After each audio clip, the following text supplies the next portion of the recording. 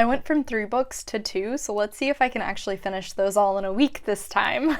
Hey y'all, my name is Nat. I hope you're having a terrific day today, and for this video we are going to be doing my feminist reading vlog.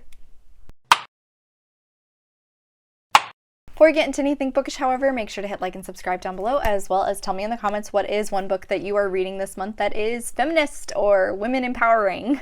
So yes, this video is going to be coming out on the 7th of March. However, the 8th is International Women's Day. I'm going to be reading a few feminist books for this reading vlog. I did one of these last year and I'll put a link to that over here in the cards. I had one book that became a new favorite from that video, and then one I ended up not quite finishing, which is why we cut this baby down to 2 instead of 3. This time around, I'm going to be doing 1,000 Ships by Natalie Haynes, which is a Greek mythology retelling, but with a feminist twist because it is the story of the Trojan War as seen through women's eyes only. It's in the same vein as 𝗖cie, so I have high expectations for it. I also have the audiobook for this one. I'm planning to probably focus on this one first between the audiobook and the physical aspect. I think I can get through it pretty quickly. Ironically, like, all of my physical books I'm reading this month, I also have the audiobooks for. The only ones I don't are my ebooks, which of course, the other book for this video is an ebook, and that's going to be Difficult Women by Roxane. This was on the 10 books I want to get read in 2022 list. This is going to be my first experience with Roxane's fiction work. I have read her nonfiction stuff in the past, really enjoyed it, but this one is a collection of short stories following different women. Also, my favorite from last year's reading vlog was Roxane's work, so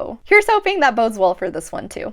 Since I haven't started into any of these yet, sorry, I can't give you any updates. But like I said, I'm gonna start on this hopefully tonight. Hey y'all, so it is Tuesday, checking in. I have actually made a good bit of a dent into 1,000 Ships by Natalie Haynes. I am actually at page 110. Between the audiobook and reading this physically, I've been moving through it pretty quickly. I read a lot of the audiobook today because I got stuck in traffic, which was not fun, but I digress. I am really enjoying this. The writing definitely is reminiscent to 𝗖cie for me, but not quite as flowery and poetic. However, in terms of atmosphere, very strong, definitely taking me to a Greek isle, putting me back in time and among these women who are unfortunately having to deal with so much loss because this is set in the middle of the Trojan War. Every chapter is from a different woman's perspective, sometimes multiple women, such as the Trojan women, but specifically it is looking at the family of Priam, the Trojan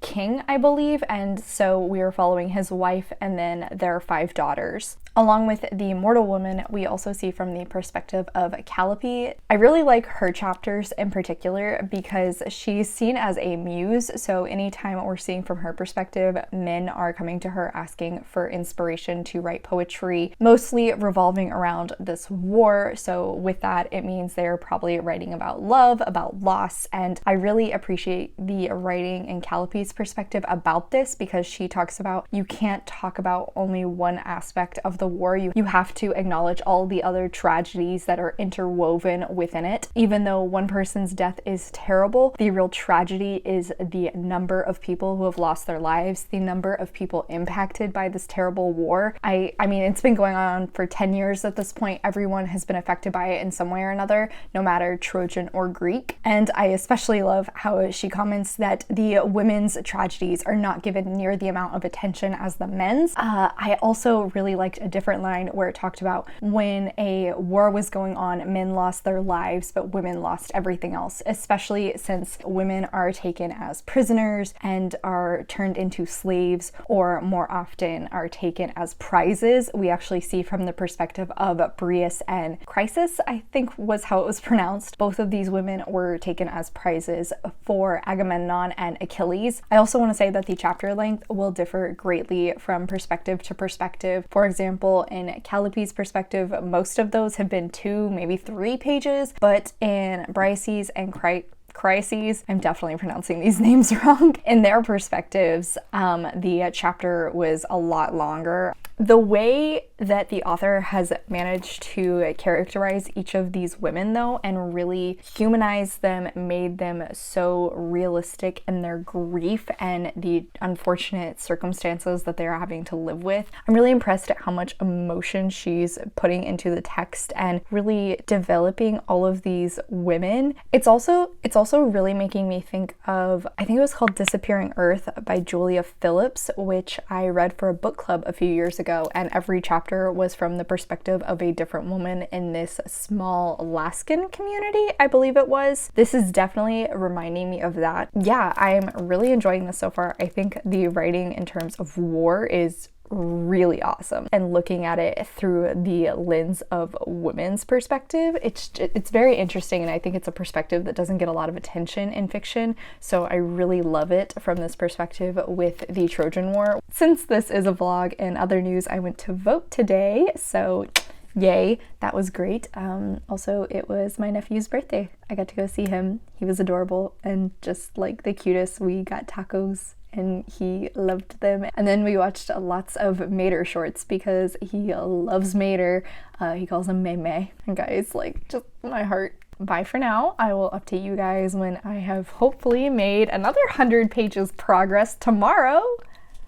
You know that part in Harry Potter and the Half-Blood Prince where they're in potions class and Harry's is like breezing by because of the Half-Blood Prince's journal, whereas Hermione looks like a hot mess and you can tell she has been trying her best to ace this class, but she ends up only getting a C. I don't know why, but that's just like the energy I'm feeling right now. Drained. Have done so much today. Anyway, hey guys, so it's Wednesday and I ended up going to this networking event, which I wasn't aware that I was planned to go to until last night. That was fun. It was interesting. I got some really expensive wine. Well, I drank some really expensive wine, which was really nice, but apart from that, I also made a little bit more progress into 1,000 Ships today. I am at page 157. I am still really enjoying this. One thing I finally picked up on, and I can't believe it took me this long to pick up on it, is the fact that these stories are not in chronological order. The first perspective we see from is a woman who is in the middle of Troy as it burns, but in the last perspective I just saw from was the three goddesses who basically are the start of this war. So we see from the perspective of Aphrodite, Hera, and Athena all in one chapter as they are arguing over the apple with the name of, I think it's most beautiful. And of course, those three goddesses get into an argument about it, and Paris is the one who gives the apple to Aphrodite in the end. I was reading that chapter and it finally hit me. Wait a second, this is what starts the war. Shouldn't we have already seen this? Yeah, I didn't pick up on that until then. With that, I do also really like that Natalie Haynes is also writing from the perspective of non-human women. We also saw from a Amazon warrior, and then as I mentioned, we've seen from Calliope, the goddess of poetry, many times now, but I really liked the characterization of Athena, Aphrodite, and Hera in their chapter. All three of them felt so true to the personality I imagine those goddesses would have. Obviously, Aphrodite, pretty narcissistic, very aware of her looks, definitely knows how to use them. Athena, smart, clever, a bit more reserved, whereas Hera is more controlled and very calculating in everything she does, but she is ruthless all the same. Haynes's work in managing to so distinctly characterize all three of those women while seeing from all of their perspectives in a single chapter, really impressed with that. I really think Haynes's writing in terms of emotions has been really impactful. I'm very impressed given that we really don't get that much time with any of these women, and yet every single one of them somehow managed to feel so real and distinct, and I sympathize towards them so deeply, even though sometimes we get like 5 pages tops with one of them before either they die or we no longer see from their perspective. I'm very impressed. Anyway, that is it for right now. I'm super drained. I'm gonna eat some dinner and watch some MasterChef. Hopefully I will officially hit the halfway point into this tonight. I think I have like 20 more pages, so that would be nice. And then I really would love to finish this before Friday. Don't know if that'll happen, but we'll see. Hey guys, so it is, what is today? Thursday. Wow, I have just been in like a mental fog all day. Super worn out. Don't know why. Just really tired. I felt like I didn't sleep well last night, even though I definitely like passed out. Yeah, but I do have to be productive tonight. I need to film like 3 different things, and then I need to edit. I'm also gonna go take Faith on a quick little walk because it just sounds really nice, and the temperature is actually decent for once. I've actually gotten a fair bit read today. I am at page 274, and I have to say, I'm shocked that given the beginning stories in this were very emotional, that I almost think it's as though she started us down here in terms of the brutality and then has just been like slowly ramping it up, because these last few have just been more and more depressing. Particularly, I would say for the Trojan women, we're actually starting to segment them out, so it's not just the group of them. We're looking at each of their perspectives on their own. From that, we do see some of their background, we see some of their future, and we see some of their dynamics between the other women that they were once grouped with in the Trojan women perspective. We did see from a few other goddesses. I think one was Eris and then one was Themis, which I know Eris is the goddess of discord, and then Themis I think is like the goddess of justice or something like that. Of course I knew Eris right out of the gate though. And you are? Eris, the goddess of discord. No doubt you've seen my likeness on the temple walls. Another perspective that's been growing on me a lot is actually Penelope, wife of Odysseus. Her chapters are actually as though she is writing a letter to Odysseus, and even though you can tell she's trying to make it sound like she is very sad that he's been away for these 10 long years and she is just hoping that he will eventually make his way back, at the same time you can tell that there's this underlying anger coming from her, subtly chewing him out for having been gone for so long, because she knows he is doing all of these dramatic adventures to try and gain more glory before he comes home. I had a few more good quotes that I tabbed. I wasn't expecting to have so many good quotes, but shockingly they're all about war. Yeah, a lot of these have been from Calipy's perspective. Like I said, I really love the outside narrator sort of commentary Haynes is doing about war. I think she has a way with words and how she puts it into perspective. So like I said, I am at page 274, which this is 345. So honestly, I really think I could finish this tonight. That would be great. I'm gonna listen to the audiobook when I'm walking Faith. So hopefully I can get through like a little bit more. I might be able to listen to some of this while I'm filming my plan with me tonight. Hopefully I'll have this finished, and then next I can jump into Difficult Women, because I would have really liked to have started that before now, but we'll see. Hey guys, it's Friday night and I finally started on Difficult Women. I am at page 46, ebook page, and this book has already made me cry twice. 2 different short stories, I will say, like one was a short story and the other, I don't know what I would call it. A compilation of character archetypes and then explanations behind the archetype, I suppose. For example, there was Mother, Crazy Woman, Frigid Woman, and what was the first one? Something akin to like Easy Woman. And then the last one was a Dead Girl. Oh man, just like the characterization of them and like having the archetype. I think in every single one of them just inserted something that like every woman or person could really identify with. I wasn't expecting that to hit so close to home, but it did. It hit me square in the chest. The first one was probably the longest thus far. It was about 15 pages, and shit was sad. What we were seeing in the moment wasn't particularly sad, but what we learned about these 2 sisters' past, it was very sad, and they had a very strong reliance on one another. Pedophilia as a content warning for that one, because it comes out pretty quickly since that was the first story. This is just a very quick update because I felt like I needed to record something, but this is only about 230 pages on my ebook reader, which is really nice, so I should get through it pretty quickly. I'm drinking a pina colada, very fancy mug, and a very floppy straw. I might try and get another story or 2 read tonight before I get ready for bed. We'll see. I don't know. If these keep messing with my emotions, maybe not. Hey guys, so it is Sunday, even though technically I did read something yesterday, I just never took the time to actually sit down and film. I read about 11%, but I'm thinking thus far my biggest issue with this book is I don't know if I would really discuss this book as like about difficult women. I feel like it's almost more about women in difficult situations. All of these stories are definitely negative in tone, which I do think like pairs well with the fact that I also read 1,000 Ships in this video, but the amount of violence and sexual abuse, fat shaming, slut shaming, like all that kind of stuff is just very difficult to read. Like it makes me very concerned with the fact that this is Sunday and I'm gonna have to finish this video, so I have to finish the book for the video. That means I'm gonna have to sit down and like try and read all of these stories. Hello, Faith has decided to join us. So I'm gonna have to sit down and read all of these stories, and I'm really worried about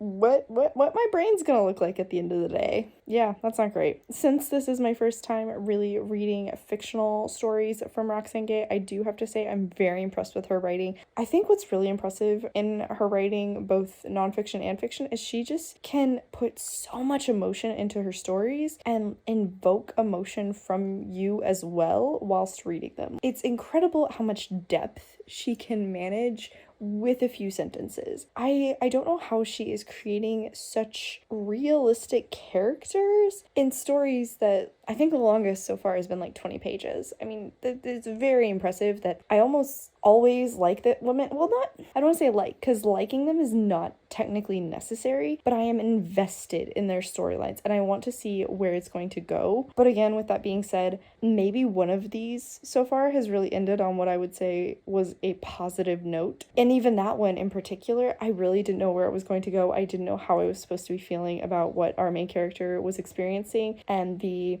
ending result she was wanting. So I wasn't really sure what I should be wanting for her either. So all in all, my thoughts thus far, I'm enjoying it, but like I think the title is kind of a misnomer, and definitely look into content warnings if you're gonna read this. Like it's heavy. It's also kind of hard for me to figure out what I can discuss with this book because each of these stories, as I mentioned, longest one was maybe 20 pages, so it's very hard for me to like talk about them without getting into spoilers because I don't want to ruin anything, because the emotions you feel whilst reading these stories are so strong and I don't want to ruin that experience for anybody else. Yeah, apparently talking about short story collections is not easy, is what I'm figuring out here.